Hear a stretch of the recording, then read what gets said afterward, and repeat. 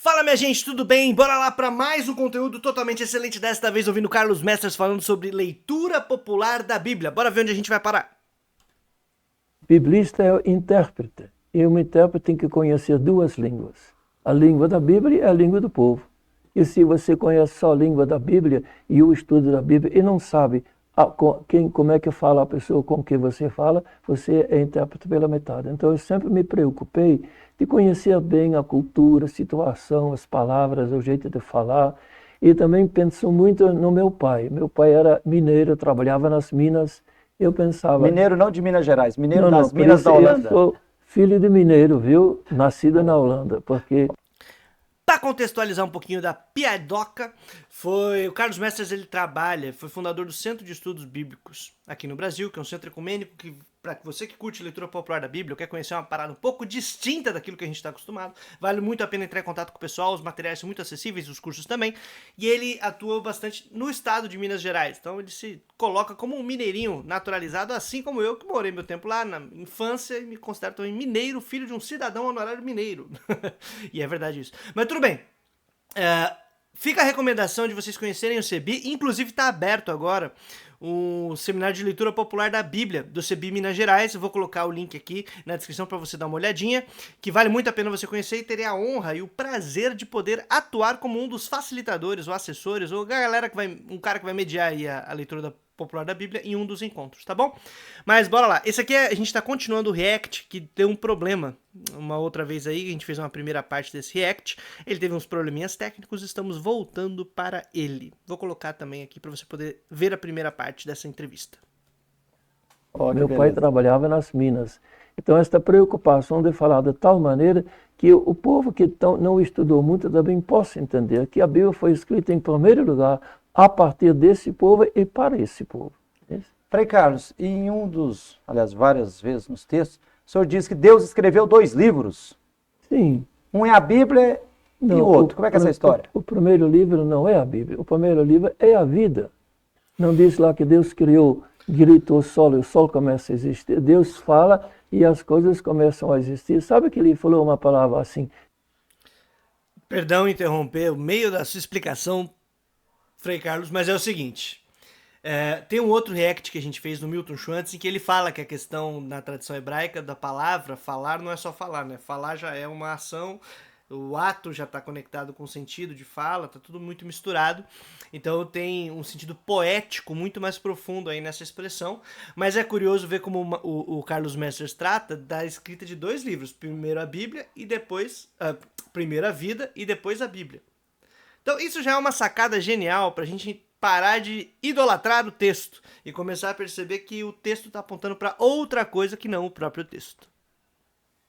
Gilvander, e você existe graças à palavra. Você é uma palavra ambulante de Deus e o meu xará Carlos também. E eu também. Todos somos. Só que, como diz Santo Agostinho, este primeiro livro de Deus, Deus quer falar conosco através da vida, dos fatos, de tudo que acontece, do sol, da lua, tudo que acontece na vida. E Santo Agostinho diz, por causa da nossa mania de pensar que somos donos de tudo, atrapalhamos as letras do primeiro livro. E aí não entendemos mais a vida.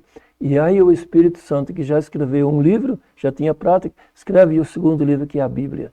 Não para ocupar o lugar da vida, mas para nos ajudar a entender a vida. Frei Carlos. Cara, essa sacada é brilhante.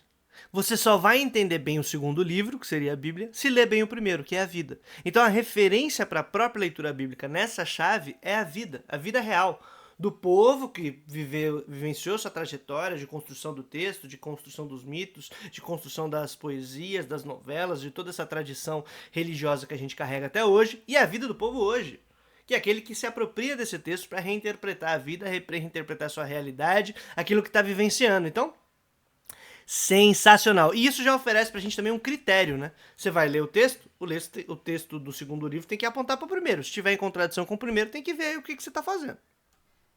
Tem muita gente que diz, tantas pessoas de dentro da Igreja Católica ou de dentro de outras igrejas, que diz mais ou menos o seguinte: a Bíblia não precisa ser interpretada, basta ler e colocá-la em prática. É assim ou não? Como é que é isso?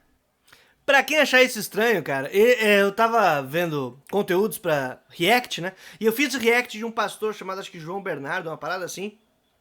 E eu cortei o React numa parte porque eu já não aguentava mais fazer o React do conteúdo que tava bem insalubre. E no final desse vídeo, o cara fala exatamente isso. É um pastor reformado, de tradição calvinista e tudo mais, e fala exatamente isso. Gente, não é pra ficar aí com outras teologias, com filosofias, com não sei o que lá. É só ler o texto. O que é uma miserabilidade de cérebro que é impressionante. Mas aí a gente tem que refletir, botar os neurônios para encontrar no lugar certo, fazer um mínimo de esforço para não cair nessas armadilhas, porque é um apelo muito forte. E, bom, sigamos para ver a resposta aqui do Frei Carlos. Então, se eu nasci na Holanda, se eu agora começar a falar holandês para você, você entende? Não. Então, alguém tem que explicar. E se eu uso expressões, por exemplo, eu falo para alguém assim, em português, para um francês eu digo, vá tomar banho, ele vai entender? Vai não. Porque ele vai responder, eu já tomei banho. Mas quando nós dizemos, vá tomar banho...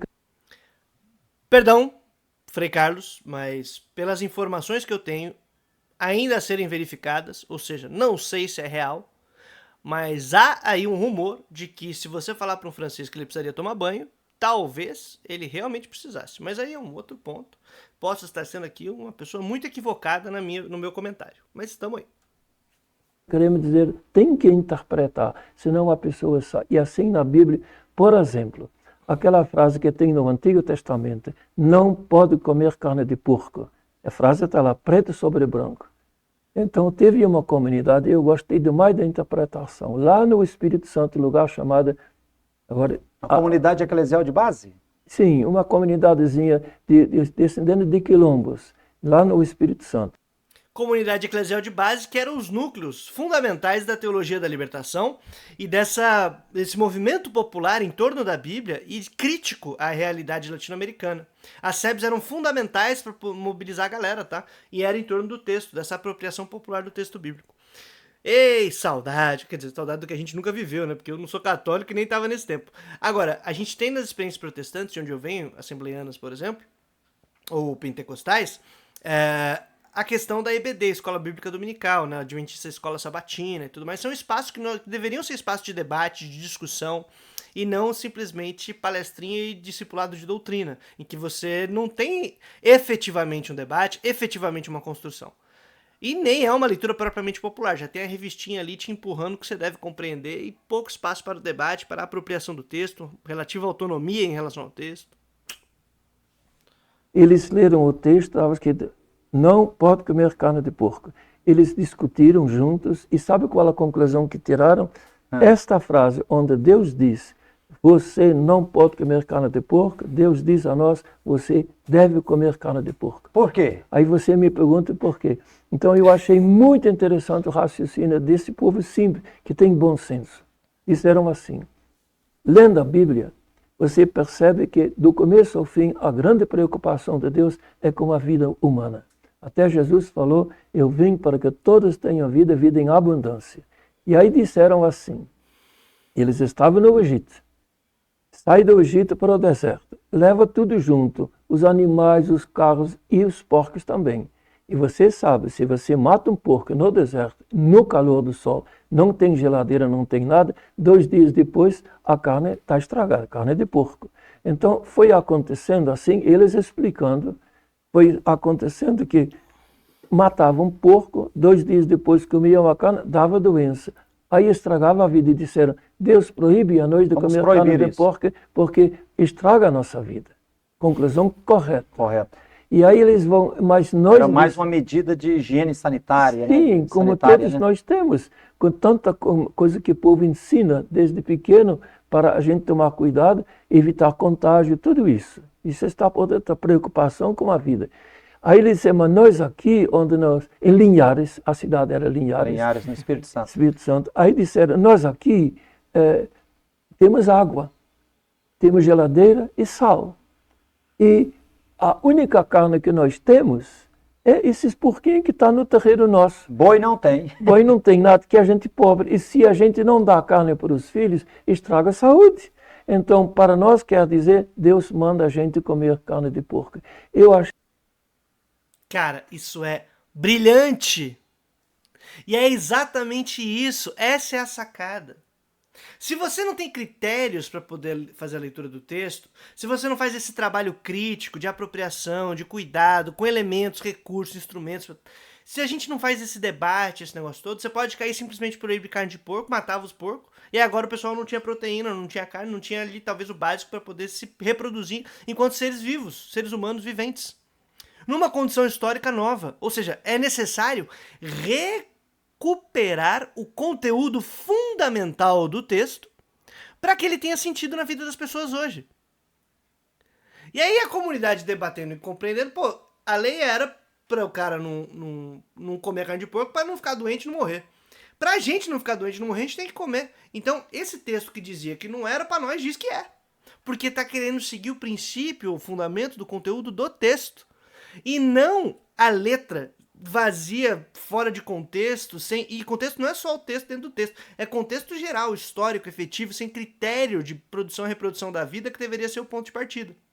Então, muito massa esse estabelecimento de critérios, de parâmetros e essa apropriação popular e crítica do texto para defender a vida das pessoas e não defender o texto, pelo amor de Deus. E aí eu vou fazer 2 indicações. A primeira, dá uma olhadinha aqui no curso de Filosofia Latino-Americana, Ética da Libertação, o primeiro módulo que eu fiz sobre filosofia latino-americana, em que a gente fala sobre critérios éticos que estão conectados com essa tradição de libertação latino-americana, mas no âmbito da filosofia, secularizado, discutindo o âmbito ético-material, e aí eu acho que pode ser muito interessante para compreender e contribuir para quem curte a leitura popular da Bíblia em outros termos, que não é religioso, não é da leitura popular da Bíblia, mas te dá aí outras referências também de racionalidade. E também se atentar para essa maluquice que é você focar no texto pelo texto de maneira literal e se tornar uma pessoa bibliólatra. Ou seja, a tua preocupação não é com a vida, não é com a experiência de fé, mas com a Bíblia. E aí a Bíblia se resume, se fecha em si mesma e vira um ídolo na nossa mão. Sendo que foi a gente que escreveu esse negócio aí, não sei se vocês sabem. Mas aí é uma outra história pra gente trocar ideia. Achei muito interessante esta maneira de interpretar. Eles veem as palavras e olham por trás da palavra, o significado do que está nas palavras, e por isso a necessidade para saber o que eles querem dizer, você tem que olhar o que ele quis dizer com isso. Como Jesus também explica para os judeus da época dele do maná. Eles deram maná para Jesus, explica o maná para dizer que por trás do maná está outro maná que é o próprio Jesus, entende? O próprio Jesus ajudou o povo a olhar por trás da palavra, descobrir o sentido exato que as coisas têm para nós. É nessa chave, por exemplo, que me ensina aquele famoso texto paulino, para quem é de tradição crente: a letra mata, mas o espírito vivifica. O espírito como esse sopro de vida, esse dinamismo conectado com a vida e não com o próprio texto. Porque o texto pelo texto pode virar um negócio maluco. E aí eu lembrei de uma parada uma vez que a gente estava num grupo de leitura popular da Bíblia, que eu coordenava, e a gente leu aquele texto que Jesus escreve na areia, né? Escreve na areia, pai. E aí eu lembro que alguém fez uma pergunta: o que será que ele escreveu? E aí a pergunta, entre aspas, errada, porque não tem saída, né? Não tem nenhuma indicação. Mas eu sei que o debate foi aquecendo, e aí chegou num ponto em que a gente chegou numa conclusão muito massa. A areia, né, como metáfora que você escreve, e quando o vento sopra, esta letra escrita na areia, ela some, ela muda, ela pode ser bagunçada, jogada pro lado. Mas a letra que é escrita na pedra, não. A letra que é escrita na pedra pode bater o vento e ela continua lá escrita, gravada. E aí a gente brincou com essas metáforas na leitura para dizer: os caras iam apedrejar essa mulher em nome da lei. A lei escrita em pedra mata, mas aquela que é escrita na areia, quando sopra o espírito, você muda um pouquinho, vai pra lá, vem pra cá e é muito mais dinâmico e salva a vida das pessoas. Bom, foi uma leitura que a gente fez nessa parada de discussão, de crítica, de uso das metáforas e tudo mais. E o Messers trouxe por trás das palavras, que é inclusive o nome de um título de um livro dele que é excelente. Fica a dica aí. Frei Carlos, então, tem gente que diz assim: a Bíblia nos une. O que nos divide e separa muitas vezes é a interpretação. Quais, assim, se eu pudesse dar umas dicas, quais as principais chaves que destranca a Bíblia para que a interpretação realmente, para que a Bíblia possa ser de fato um farol ou um retrovisor para iluminar a caminhada do povo? Então, aí eu Eu digo assim, a experiência minha diz o seguinte: quando duas pessoas, você lê a Bíblia, lê um trechinho, eu estou com você, e eu leio o mesmo trechinho, e você diz, eu entendi isso. Aí você lê, mas eu entendi assim, enxergo isso. Então eu escuto a sua interpretação, você escuta a minha, eu aprendo de você e você aprende de mim. No diálogo. Então quando 3, 4, numa comunidade, num círculo bíblico, o povo lê, não é para brigar, é para eu escutar de você como é que você vive, como é que você... Uma vez, num pequeno grupo, tinha 2 senhoras, então leram um texto bíblico e uma senhora disse a pergunta, e você, o que você entende? E ela respondeu assim, eu sou muito pobre, sei muito pouco, eu fico só escutando para aprender. E aí uma outra senhora disse para ela assim, Dona Evelina, não diga que não sabe nada, a senhora tem o Espírito Santo, diga o que a senhora sentiu, diz para nós dizemos assim, um vai aprendendo do outro. Então, ler em comunidade, participando, não brigando, nos completando e invocando a luz do Espírito Santo. E quando uma comunidade, 3 pessoas se unem, uma aprende do outro. Quando 3 comunidades se unem, uma comunidade aprende da outra. Então, esses encontros de comunidade, esses encontros intereclesiais, isso é muito importante. Os apóstolos fizeram a mesma coisa. Cara, isso é muito massa. Uma das preocupações das pessoas quando ouvem falar da leitura popular da Bíblia é, pô, mas aí cada um vai interpretando do jeito que quer.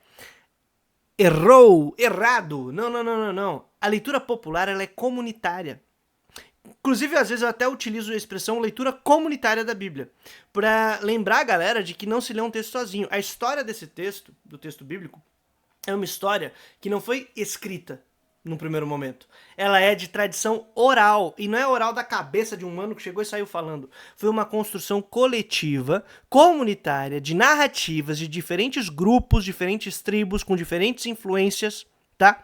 E isso é apresentado no próprio texto bíblico de uma maneira, às vezes épica, às vezes de uma narrativa mítica e com uma mistura de história e experiências de fé popular. Então a gente tem essa parada toda. E essa tradição oral, ela é compartilhada, ela é debatida, ela é construída e reconstruída. 400 anos mais ou menos antes de Cristo, quando o povo está no exílio, depois de uma sucessão de processos de invasão e de disputas e tudo mais, que se constitui e finaliza o cânone. E no processo de finalização do cânone são encontros de diferentes grupos, coletivamente, debatendo os textos. Por isso que você vai ter no texto bíblico, por exemplo, uma história, ela termina e imediatamente tem a mesma história, só que agora com sabor morango. Ou apresentando um outro aspecto. Ou você tem repetições de histórias, uma atrás da outra, e você fala, mas por quê? É a mesma história, acabei de ler. Tradições diferentes que foram mantidas. Outras vezes você tem tradições que foram misturadas. E outras vezes você tem tradições que foram excluídas e só permaneceu uma. Mas isso foi no âmbito do debate. Nós temos diferentes tradições, diferentes grupos, uma diversidade dentro do texto bíblico que muitas vezes é negada quando se lê de maneira unívoca e cabeçuda, como é de uma leitura literal, bibliólatra e essa coisa toda. Então, é fundamental lembrar que é um texto coletivo. A leitura individual de qualquer texto, ela tem 200 e poucos anos. É muito moderno você ser um leitor que sozinho faz os seus estudos em casa. Isso é uma coisa muito, muito recente. Sempre foi uma leitura pública, coletiva e de debates coletivos. A participação era maior. E eu nem falo só na igreja, eu falo, por exemplo, mobilização dos sindicatos, dos trabalhadores, de operários. Alguém que era letrado, que eram poucos, lia um panfleto, lia um texto, lia o jornal, e o debate era coletivo. As pessoas debatiam aquilo que estava sendo lido, tá? O lance de cada um ser responsável pelo próprio conhecimento é muito recente. E ficar lendo Bíblia, que é um texto coletivo, difícil, não sei o que lá, recente. O próprio Capital, vai estudar. Não, cara, o Capital foi um texto escrito para ser lido em conjunto, enquanto classe, sindicato, grupos de estudo, tá? Mesma coisa a Bíblia. Então eu tô fazendo esses paralelos para entender que não é esse processo de você vai lendo sozinho, é recente. Nunca se fez isso. O critério do texto e da leitura bíblica é um critério comunitário. A comunidade se regula, critica, debate, apresenta divergências e tenta resolver os seus conflitos mediados pelo texto bíblico. E o texto bíblico se torna, então, o mediador dos conflitos e do diálogo. E não a regra do conflito e do diálogo. O que a gente faz ao contrário? a Bíblia se torna a regra, aí todo mundo tem que obedecer ela. E aí as vidas das pessoas e o que elas pensam estão subjugadas à doutrina única que lê o texto. Essa proposta é o contrário. A vida das pessoas utiliza do texto como mediadora para a solução dos seus problemas. E a comunidade começa a debater e construir os seus critérios. Então, não é uma leitura despropositada, sem método, sem critério, é o contrário. Ela é muito mais refinada, com muito mais critério, muito mais complexa e que exige um trato humano, social, organizado muito maior. E promove autonomia nas pessoas, porque elas são responsáveis pela leitura e pelo efeito dessa leitura na vida dos outros. E aí, meu irmão, você se torna responsável por aquilo que você está lendo, que você está fazendo. Os dois que estavam no caminho de Emaús viram Jesus. Se levantaram, foram para Jerusalém e lá disseram, nós também vimos. Então partilharam, no fundo, partilhar a experiência da ressurreição. E aí acontece o que diz o Evangelho de ontem. Diz assim, eu vou embora, Jesus diz, mas eu vou mandar o Espírito Santo e ele ajuda a vocês a entender toda a plenitude da verdade. Então, este eu acho que é a chave principal. Oração, rezar, invocar. Segundo, escutar um do outro, ler em comunidade e olhar bem o que está escrito. E conectado com a realidade, com a vida. Com a realidade, não só de hoje, também, por exemplo, quero um exemplo muito simples. Antes de você dar exemplo, Masters, eu como pentecostal sempre fico contente quando eu ouço essas paradas. Isso. Lembra quando uma senhora lavou os pés de Jesus?